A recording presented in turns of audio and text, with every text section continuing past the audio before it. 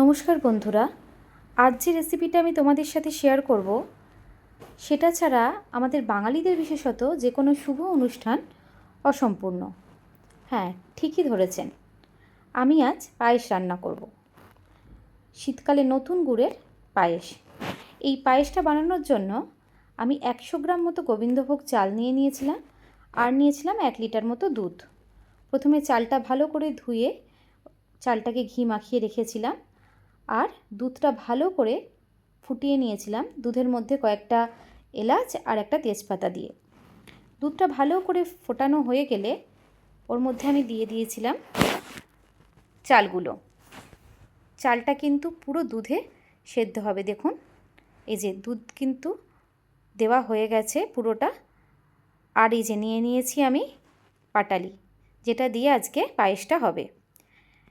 এটা আমি এনেছিলাম ইন্ডিয়া থেকে এনেছিলাম বলাটা ভুল হবে, আসলে এটা আমার বোন জোর করেই আমাকে দিয়ে দিয়েছিল যে নিয়ে যা, কিছু বানিয়ে খাবি। এনি উপকারী হয়েছে কিন্তু। এই যে চালটা আমার সেদ্ধ হয়ে এসেছে, এবার আমি পাটালিটা দিয়ে দেব।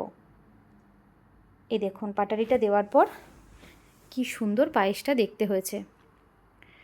আসলে এটা বানানোর আরেকটা কারণ হলো, আজকে আমি এক বোনের বাড়ি যাব, এখানেই থাকে, আসার পর থেকে অনেকবার যেতে বলেছে, তাই আজকে ভাবলাম ওর বাড়ি যখন যাবই এটা বানিয়ে নিয়ে যাব, ওর হয়তো ভালো লাগবে।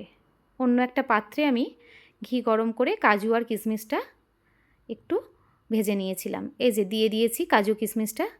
দেখুন কি সুন্দর দেখতে লাগছে। পায়েস কিন্তু আমার রেডি। আপনাদের যদি এটা ভালো লেগে থাকে তো দেরি না করে ঝটপট বানিয়ে ফেলুন।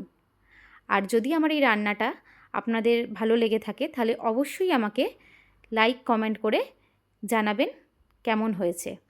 আর আপনারাও কিন্তু বানিয়ে দেখবেন। তাহলে আসছি আজকে, টাটা।